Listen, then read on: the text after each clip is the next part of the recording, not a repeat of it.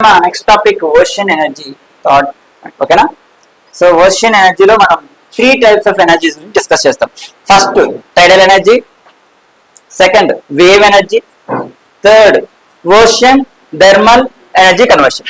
So first tidal energy గురించి discuss చేసే ముందు what you mean by tides, what you mean by tide. So tide ఎలా form అవుతుంది? Tide కి wave కి ఉన్న డిఫరెన్స్ ఏంటి?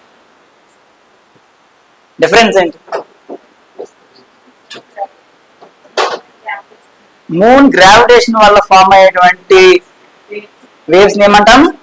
టైడ్స్ అంటాం. ఓకేనా? సో లోనార్ డే అప్పుడు ఏమవుతుంది మీకు? ఆటోమేటిక్ గా ఫుల్ మూన్ అప్పుడు ఎగ్ ఫామ్ అవుతుంది. Egg is nothing but spring tides అంటారు. సో దీన్ని హై టైడ్ అంటారు. హై టైడ్ అంటారు. అట్ ద సేమ్ టైం మీకు న్యూ మూన్ అప్పుడు ఫామ్ అయ్యేటువంటి టైడ్స్ ని లో టైడ్స్ అంటారు. సో ఆ లో టైడ్స్ ని మిమ్మల్ని ఏమంటారు అంటే నీప్ టైడ్స్ అంటారు. నీప్ టైడ్స్ అంటారు. ఓకేనా? సో చంద్రుడు సూర్యుడి గురుత్వాకర్షణ శక్తి వలన ఆ ఎఫెక్ట్ ఎవరి మీద పడుతుంది? భూమి మీద పడుతుంది. సో భూమి మీద పడినప్పుడు ఆటోమేటిక్ ఏమవుతున్నాయి? టైడ్స్ అనేవి ఫామ్ అవుతున్నాయి.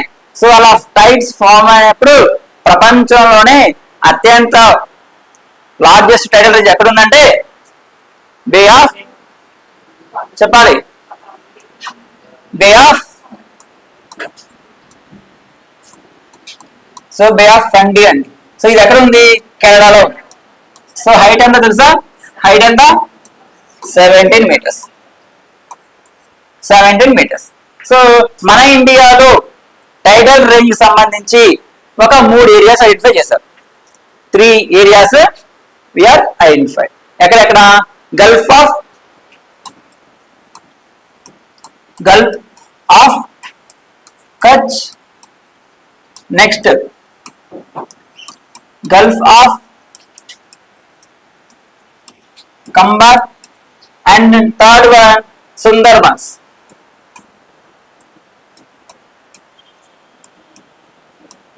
Sundarbans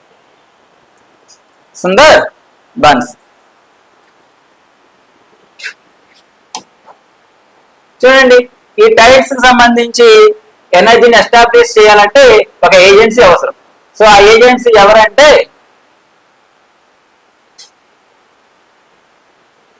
central electricity authority. ఇది ఒక నోడల్ ఏజెన్సీ. సో వీళ్ళు ఏం చేస్తారంటే ఎక్కడెక్కడ టైడల్ ప్రాజెక్ట్స్ ఎస్టాబ్లిష్ చేయాలి, దాని యొక్క ఫీజబిలిటీ ఏంటి, అవన్నీ స్టడీ చేసే అథారిటీ ఎవరు? Central electricity authority. సో ప్రపంచంలోనే the first tidal mill, modern tidal mill ఎక్కడ ఉన్నాయంటే tidal mill at Lawrence.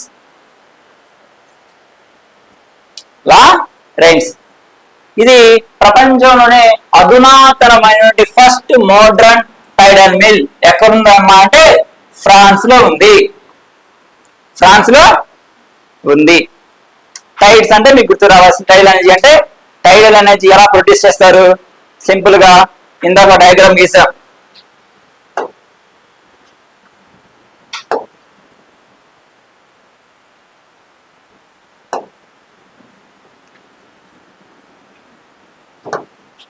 So rivers sea shore కి అక్రాస్ గనక మనం ఒక డ్యామ్ కన్స్ట్రక్ట్ చేసి ఆ కన్స్ట్రక్షన్ కనుక ఏమవుతుంది? మీకు టైడ్స్ అనేవి ఫామ్ అవుతున్నాయి.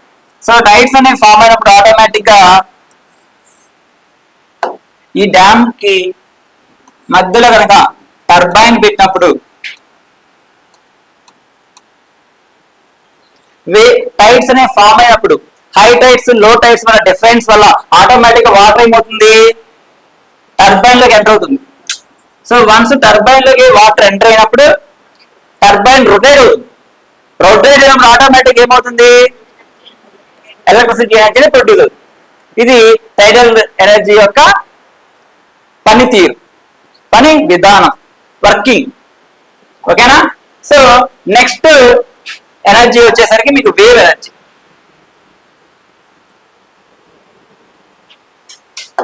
చూడండి, వేవ్ ఎనర్జీ అంటే similarly kinetic energy possessed by huge waves near the seashore can be trapped in a similar manner to generate electricity.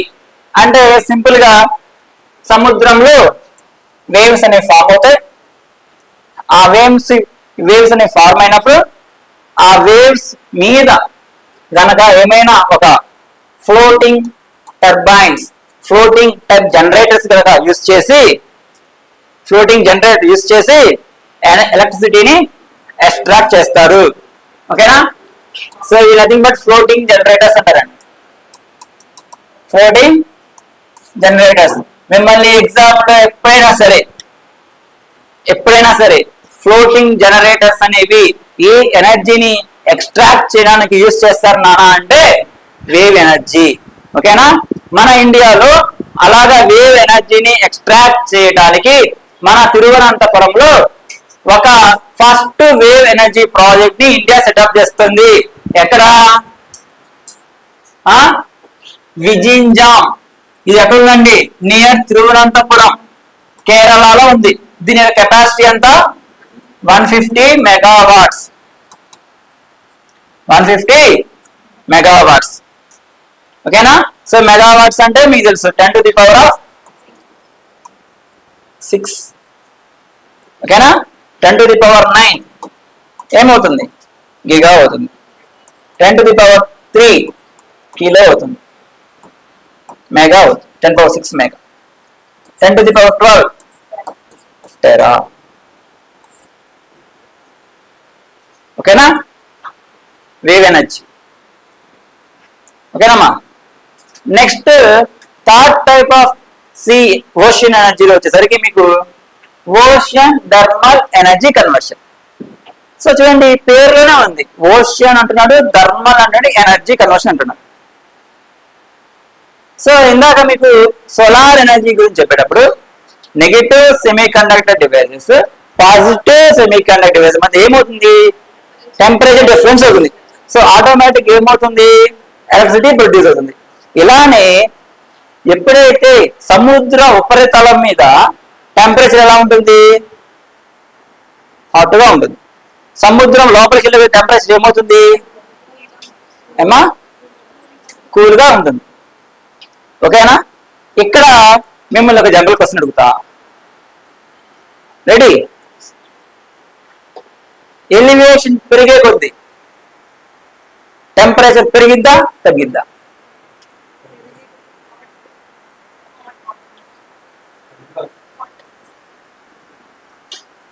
Guntur వేడిగా ఉండిద్దా హైదరాబాద్ వేడిగా ఉండిద్దా? ఎందుకు?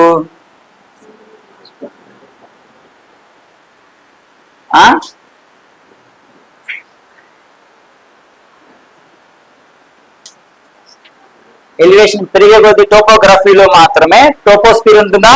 ఈ టోపోస్ఫియర్ లో ఏమవుతుంది? ఆటోమేటిక్ గా మీ ఎలివేషన్ పెరిగే కొద్దీ టెంపరేచర్ తగ్గుతుంది. అందుకే మీకు గుంటూరులో వేడిగా ఉంటుంది, చెమట ఎక్కువ ఉంటుంది సీషోర్ దగ్గర. అందుకే బెంగళూరు, హైదరాబాద్ ఎలా ఉంటుంది వాతావరణం? సమ్మర్ అయినా కానీ కొంచెం చల్లగా ఉంటుంది. దాన్ని ఏమంటారు టెక్నికల్ గా? ఎన్విరాన్మెంటల్ ల్యాప్స్ రేట్ అంటారు. ఎన్విరాన్మెంటల్ ల్యాప్స్ రేట్ అంటారు. దీన్ని ఎయిర్ పొల్యూషన్ లో అద్భుతంగా చెప్పుకుంటాం. సింపుల్, తెలిసిందే. తెలుసు మీకు. టెంపరేచర్ పెరిగే కొద్ది, ఎలివేషన్ పెరిగే కొద్ది టెంపరేచర్ తగ్గుతుంది. దాని టెక్నికల్ గా ఏమంటారు? Environmental lapse. There is something change. Lapse అవుతుంది, టెంపరేచర్ తగ్గుతుంది. ఓకేనమ్మా? ఇక్కడ ఇంకొక విషయం ఏమిటంటే ఈ ఓషన్ థర్మల్ ఎనర్జీ కన్వర్షన్ లో పైన ఉన్న లేయర్ ఏమవుతుంది? హాట్ గా ఉంటుంది. సముద్ర గర్భంలోకి వెళ్ళే కొద్ది ఏమవుతుంది? టెంపరేచర్ కోల్డ్ అవుతుంది. సో ఆటోమేటిక్ గా టెంపరేచర్ డిఫరెన్స్ అవుతుందా లేదా? అవుతుంది. అవుతున్నప్పుడు ఆటోమేటిక్ ఏమవుతుంది? ఎలక్ట్రిసిటీ ప్రొడ్యూస్ అవుతుంది. ఇక్కడ కండెన్సేషన్ అనే ఒక ప్రాసెస్ అవుతుంది. What you mean by condensation? Condensation అంటే ఇప్పుడు ఎలా ఉంటుంది? ఇప్పుడు వాటర్ సైకిల్, హైడ్రలాజికల్ సైకిల్లో ఫస్ట్ వాటర్ ఏమవుతుంది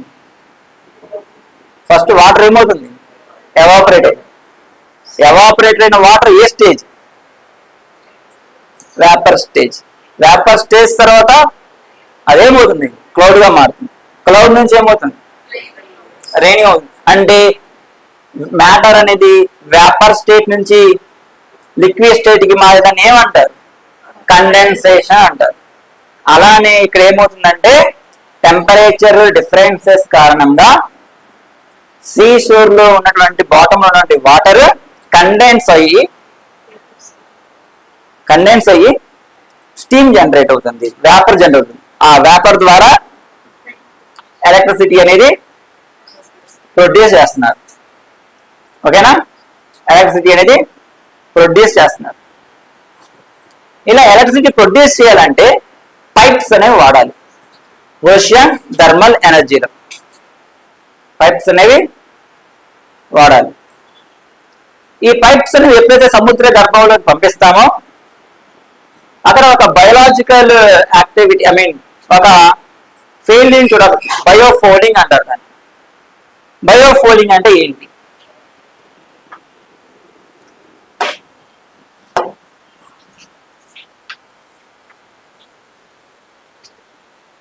చూడమ్మా, the water surface of the sea or ocean heated by the sun while water in deeper section is relatively cold. So అంతే కదండి, ఫస్ట్ సర్ఫేస్ లోనేమో వాటర్ ఏమవుతుంది? హాట్ గా ఉంటుంది. సో వెళ్ళే కొద్ది ఏమవుతుంది? కోల్డ్ గా ఉంటుంది. సో ఈ లేక్ సిస్టమ్ గురించి, అక్వాటిక్ సిస్టమ్ గురించి ఎకో సిస్టమ్ చదువుకుంటాం, దిగులు పడద్దు. ఓకేనా? ఎపిలిమియన్ అంటే ఏంటి, హైపర్లిమియన్ అంటే ఏంటి, ఇవన్నీ కూడా ఎకో సిస్టమ్ చదువుకుంటాం. ఓకేనా? సో ఆటోమేటిక్ ఏమవుతుందంటే సర్టెన్ లెవెల్లో ఇక్కడేమో హాట్ అవుతుంది, ఇవేమో కోల్డ్. ఇక్కడ టెంపరేచర్ అనేది డిఫరెన్స్ అవుతా ఉంది. ఎంత డిఫరెన్స్ ఉండాలి నీకు? టెంపరేచర్ డిఫరెన్స్ ఎంత కావాలి మీకు?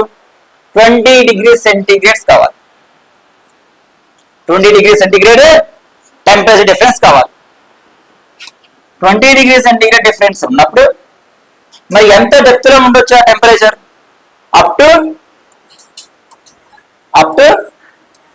2 kilometers. Up to 2 kilometers. ఎప్పుడైతే ఇక్కడ లిక్విడ్ అనేది బాయిల్ అవుతుందో ఆ liquid looks like ammonia. So automatic ఏమవుతుందంటే ఇక్కడ ఉన్నటువంటి కండెన్స్ ఉంటుంది, వాటర్ అనేది పంప్ చేస్తున్నాం. పంప్ చేసినప్పుడు ఆటోమేటిక్ ఏమవుతుందంటే స్టీమ్ ఏర్పడుతుంది. ఆ స్టీమ్ ఎలక్ట్రిసిటీగా జనరేట్ అవుతుంది. అంటే ఇది పైపు, స్టీమ్ వెళ్ళిపోతుంది పైకి. స్టీమ్ వెళ్ళిపోయినప్పుడు ఆటోమేటిక్ గా జనరేటర్ ఇక్కడ ఉంటుంది. ఈ జనరేటర్ అనేది రొటేట్ అయినప్పుడు ఆటోమేటిక్ గా మీకు ఎలక్ట్రిసిటీ ప్రొడ్యూస్ అవుతుంది. దాన్ని పవర్ హోల్స్ కి కనెక్ట్ చేస్తాం. సో ఎంత టెంపరేచర్ ఇక్కడ కండెన్సర్ పెడితే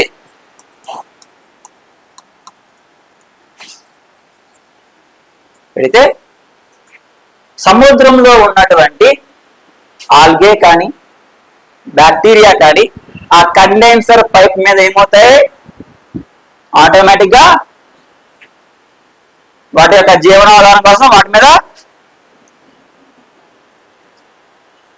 ఆటోమేటిక్ ఏమవుతుంది? వాటి మీద పాసి పట్టిపోయింది కండెన్సర్. ఓకేనా? అలా పాసి పడితే సింపుల్ గా దాన్ని ఏమంటారంటే బయోఫోలింగ్ అంటారు. సో రేపటి రోజున మిమ్మల్ని ఎగ్జామినర్ బయోఫోలింగ్ అనేటువంటి ఫెయిల్యూర్ వేవ్ ఎనర్జీలో చూస్తామా లేదంటే టైడల్ ఎనర్జీలో చూస్తామా అని కనుక మిమ్మల్ని అడిగితే ఓషియన్ థర్మల్ ఎనర్జీ కన్వర్షన్ లో మేము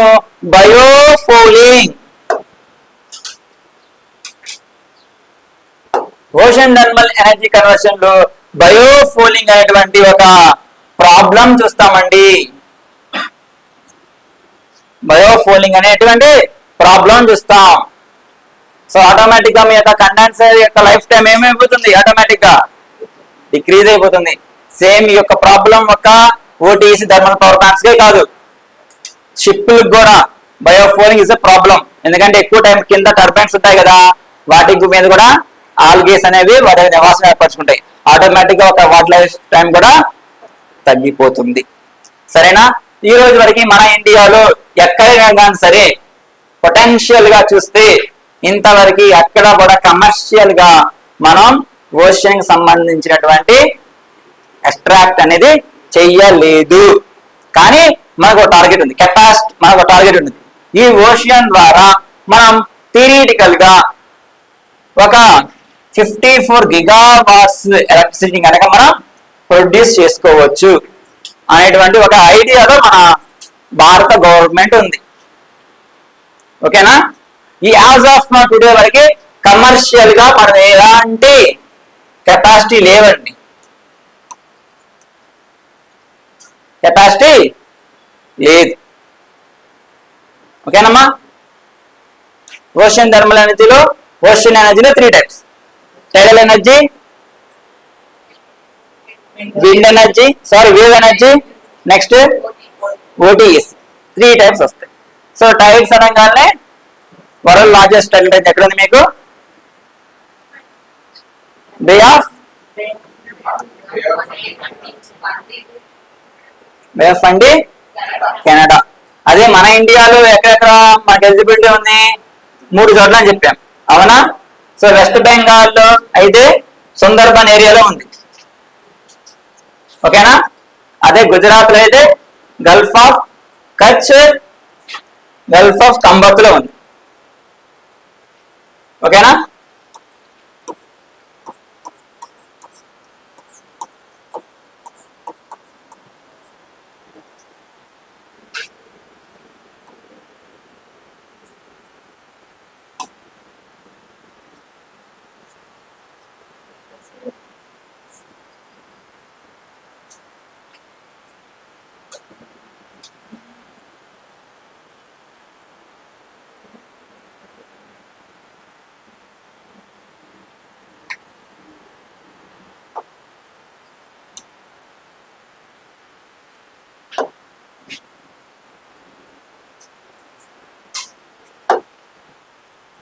చూడమ్మా, పొటెన్షియల్ సైజ్ ఎక్కడెక్కడ ఉన్నాయి మనకి? ఫస్ట్ గల్ఫ్ ఆఫ్ కుచ్, ఇక్కడ ఎంత అవుతుంది height?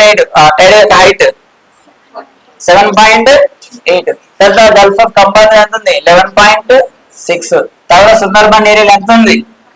5 metres. So gulf of Kutch గురించి మాట్లాడితే మన ఎన్విరాన్మెంట్ లో ఒక క్యామెల్ గురించి మాట్లాడతాం. ఆ క్యామెల్ పేరు కరై క్యామెల్. కరై క్యామెల్. సో మీకు ముందుగా మీకు తెలుసు, మామూలుగా క్యామెల్ ఎక్కడ ఉంటాయి? డెజర్ట్ లో ఉంటాయి. కానీ ఇక్కడ ఒక ఇంపార్టెంట్ ఏంటంటే ఈ ఏరియాలో క్యామెల్ ఉంటుంది. ఈ క్యామెల్ ఏం చేసిందంటే గల్ఫ్ ఆఫ్ కుచ్ ఏరియాలో ఆ క్యామెల్ నదిలో ఈ సముద్రం ఈదుకుంటా వెళ్ళి అక్కడ మ్యాంగ్రూవ్స్ ఉంటాయండి. ఆ మ్యాంగ్రూవ్స్ చెట్లు తినేసి ఇంటికి వస్తాయి. ఆల్మోస్ట్ 2.5 కిలోమీటర్స్ సముద్రంలో ఈదుకుంటూ వెళ్ళిపోయేసి ఆ మ్యాంగ్రూవ్స్ తినేసి ఇంటికి వస్తాయి. అవి డొమెస్టిక్ గా ఇంట్లో డొమెస్టిక్ యాజ్ కమర్షియల్ గా కూడా యూజ్ చేసుకుంటారు. కరై క్యామెల్. ఎలా ఎన్విరాన్మెంటల్ అది మనం చదువుకుంటాం, చెప్తాం. ఫానా గురించి, ఫ్లోరా గురించి చెప్పుకున్నప్పుడు. ఓకేనా? ఇంపార్టెంట్.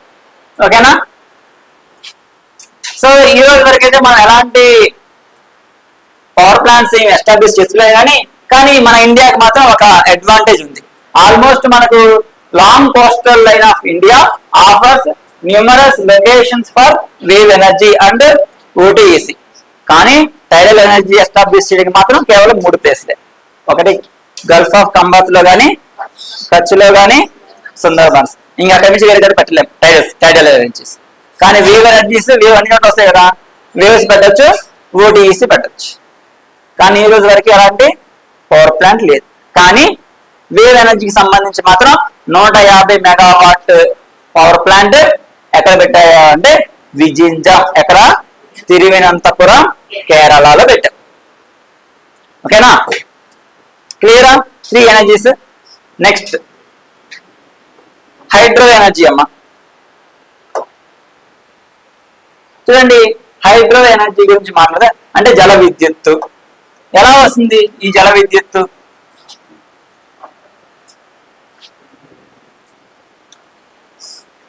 జల విద్యుత్తు త్రూ డ్యామ్స్.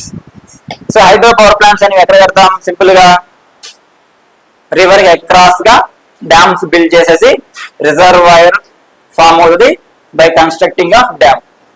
సో ఆటోమేటిక్ గా డ్యామ్ కన్స్ట్రక్ట్ చేసినప్పుడు ఏమవుతుంది? వాటర్ స్టోరేజ్ అవుతుంది. సో వాటర్ స్టోరేజ్ అప్పుడు ఆ వాటర్ మీరు ఇరిగేషన్ కి యూస్ చేసుకుంటారు. At the same time electricity production కూడా యూస్ చేసుకుంటారు. సో అలా ఎలక్ట్రిసిటీ ప్రొడక్షన్ యూస్ చేసుకోవడానికి ఇండియా వైడ్ గా ఈ రోజు వరకు మనం 46,850 మెగావాట్ ఎలక్ట్రిసిటీ ప్రొడ్యూస్ చేస్తున్నామండి. 46,850 megawatts. So this is nothing but almost 46.85 gigawatts. అవునా కదా? నేను రాసిన పాయింట్ అవునా కదా? అవునా కదమ్మా? అంతేనా? gigawatts. So it is almost accounting for 11.2% of the total installed generation capacity. ఓకేనా? సో సింపుల్ గా మీకు ఎలా వచ్చేస్తుందంటే ఈ హైడ్రో ఎనర్జీ ఎలా ఎక్స్ట్రాక్ట్ చేయొచ్చు అంటే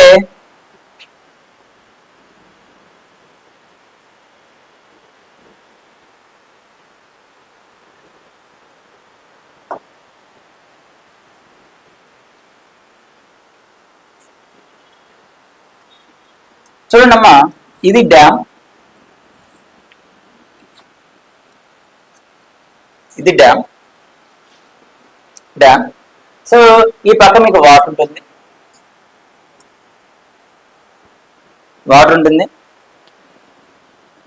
ఈ డ్యామ్ మధ్యలో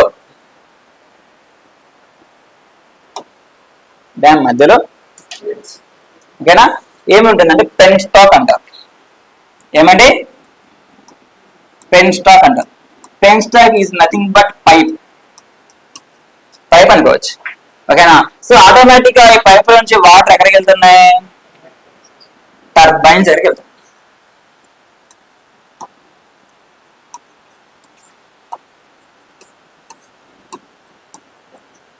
టర్బైన్స్ లో వెళ్తాయి. సో ఎప్పుడైతే వాటర్ అనేది పెన్ స్టాక్ ద్వారా టర్బైన్ హిట్ చేస్తున్నాయో ఆటోమేటిక్ గా మీకేమవుతుంది? టర్బైన్ రొటేట్ అవుతుంది. ఓకేనా? సో టర్బైన్ అనేది రొటేట్ అయినప్పుడు ఆటోమేటిక్ ఏమవుతుంది? ఎలక్ట్రిసిటీ ప్రొడ్యూస్ అవుతుంది. ఓకేనా? సో ఇక్కడ ఈ టర్బైన్స్ లో కనుక మీరు మేజర్ చూస్తే మనకి చూసుకుంటే కొన్ని టర్బైన్స్ ఉంటాయి. ఐ మీన్ కెప్లాన్ టర్బైన్ కానీ, ఫ్రాన్సిస్ టర్బైన్ కానీ మ్యాక్సిమం అదే చేస్తారు. కెప్లాన్ టర్బైన్,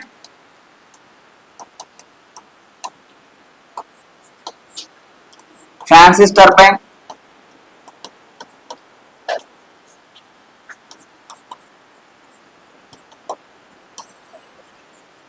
ఇవి యూజ్ చేస్తారు. వీటిని యూజ్ చేసుకొని హైడ్రో ఎనర్జీని హార్నెస్ చేస్తారు, ఎక్స్ట్రాక్ట్ చేస్తారు. ఓకేనా? సో మన ఇండియాలో మనం ఏపీ కాబట్టి సింపుల్ గా మన ఏపీలో ఎన్ని ప్రాజెక్ట్స్ ఉన్నాయి మనకు తెలిసి నార్మల్గా అయితే శ్రీశైలం ఉంది. అవునా? శ్రీశైలంలో ఎలక్ట్రిసిటీ ప్రొడక్షన్ చేస్తారు. తర్వాత నాగార్జున సాగర్ ఉంది. తర్వాత అండర్ కన్స్ట్రక్షన్ లో పోలవరం ఉంది. ఓకేనా? ఈ మూడు మనకు తెలిసిన మన ఏపీలో ఉన్నటువంటి ప్రాజెక్ట్స్, తెలంగాణ కానీ ఆంధ్ర కానీ. ఓకేనా? సో ఇందులో వచ్చేసరికి మనకు తెలిసి పోలవరంలో అయితే 960 మెగావాట్స్ ఎలక్ట్రిసిటీ కెపాసిటీ, శ్రీశైలం అయితేనేమో 770 మెగావాట్ ఎలక్ట్రిసిటీ, నాగార్జున సాగర్ అయితే 870 మెగావాట్ ఎలక్ట్రిసిటీని ప్రొడక్షన్ చేస్తున్నాం. ఓకేనా? ఇండియా మొత్తం మీద చాలా డ్యామ్స్ ఉన్నాయి. అందులో అన్నిటిని కలుపుకొని మనం 46,850 మెగావాట్స్ ఎలక్ట్రిసిటీని ప్రొడ్యూస్ చేస్తున్నాం. It is the 11.2% of the total install generation capacity. So most of the మనకి హైడ్రో ఎనర్జీ అంటే నార్త్ ఈస్టర్న్ స్టేట్ నుంచి వస్తాయి. లైక్ హిమాచల్ ప్రదేశ్ కానీ, ఉత్తరాఖండ్ కానీ, అరుణాచల్ ప్రదేశ్ కానీ, ఎందుకంటే ఆ పక్క ఎక్కువ రెయిన్స్ పడతాయి. మేజర్ డ్యామ్స్ అటే ఉన్నాయి. అవునా? ఓకేనా? సో లార్జెస్ట్ మనకి మన ఇండియా వైడ్ గా లార్జెస్ట్ ఎక్కువగా పవర్ కెపాసిటీ ఉన్న డ్యామ్ ఏంటిది?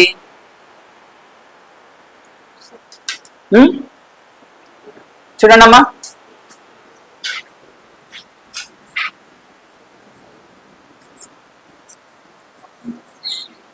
చూడండి, లార్జెస్ట్ డ్యామ్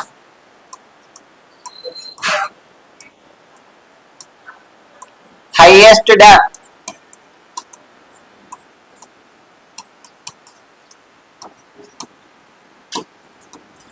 highest electricity,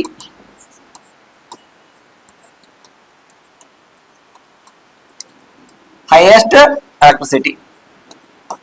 చూడండి, మనకి సంబంధించి లార్జెస్ట్ డ్యామ్ అంటే it is nothing but length wise, ఓకేనా? Length wise. So length wise largest dam ఎక్కడుంది? హీరాకుడ్ డ్యామ్ ఉంది. ఎక్కడిది హీరాకుడ్? ఓకేనా? హీరాకుడ్ డ్యామ్ ఎక్కడంటే ఒరిస్సా. ఓకేనా? బిల్డ్ ఏ నది మీద కట్టారండి? ఇది మహానది. మహానది. తర్వాత highest dam. So highest dam అంటే మీకు తెలుసు హైట్, హైయెస్ట్ హైట్ అంట. ఓకేనా? హైట్ ప్రకారంగా చూస్తే టెహ్రీ డ్యామ్. ఓకేనమ్మా? సో ఈ టెహ్రీ డ్యామ్ గురించి మనము ఎక్కువ ఎన్విరాన్మెంటల్ గా సుందర్లాల్ బహుగుణా గారు చేసినటువంటి ఎన్విరాన్మెంటల్ యాక్టివిటీ గురించి చదువుకుంటామండి. ఈ టెహ్రీ డ్యామ్ కట్టేటప్పుడు ఎలా జరిగింది, ఫారెస్ట్ అంతా మునిగిపోయిందంట. అప్పుడు సుందర్లాల్ బహుగుణా గారు ఏం చేశారు, ఎలాంటి యాక్టివిటీ చేశారు ఆయన, అవన్నీ చదువుకుంటాం. ఓకేనా? ఇది ఒకటి. తర్వాత హైయెస్ట్ ఎలక్ట్రిసిటీ కూడా టెహ్రీ డ్యామ్ నుంచే వస్తుంది. Almost 2400 megawatt electricity. 2400 megawatt electricity. At the same time మన ఇండియాలోనే మొట్టమొదటిసారిగా హైడ్రో పవర్ ప్లాంట్ ఎక్కడ ఎస్టాబ్లిష్ చేశారంటే the first hydroelectrical power plant in India was installed in Darjeeling. ఓకేనా? డార్జిలింగ్ లో చేశారు. ఓకేనమ్మా? Hydro energy it is nothing but potential energy అండి. ఎందుకంటే వాటర్ సర్టన్ హైట్ నుంచి ఏమవుతుంది, ఫాల్ అవుతుంది టర్బైన్స్ మీద. సో ఆటోమేటిక్ ఏమవుతుంది, అక్కడ పొటెన్షియల్ ఎనర్జీ వస్తుంది. ఓకేనా?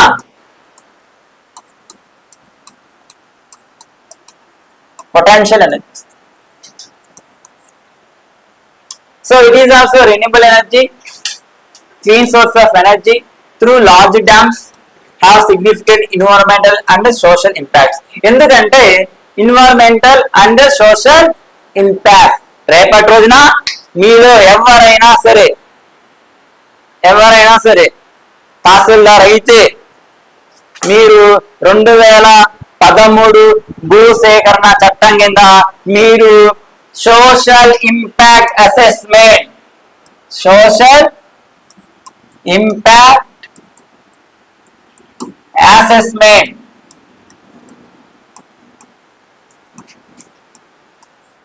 ఈ ఎస్ఐఏ స్టడీ చేయాలండి. అంటే ఒక రైల్వే ప్రాజెక్ట్ వచ్చినా, ఒక హైడ్రో పవర్ ప్లాంట్ ప్రాజెక్ట్ వచ్చినా, ఒక ఇండస్ట్రీ వచ్చినా మీరు ఒక స్టడీ చేయాలి. యాజ్ ఏ మీ లెవెల్లో గ్రూప్ 2 తహసీల్దార్ గా ఉన్నా నువ్వు ఎస్ఐ స్టడీ చేయాలి. అది చట్టమే చెప్తుంది. అంటే ఏంటి, లోకల్ గా మీరు ఆ ప్రాజెక్ట్ వల్ల ఏమైనా లైవ్లీహుడ్ ఏమైనా ఇబ్బంది పడుతుందా, లేదంటే అక్కడ ఉన్నటువంటి అగ్రికల్చర్ ల్యాండ్కి ఇబ్బంది అవుతుందా, దీనివల్ల ఏంటి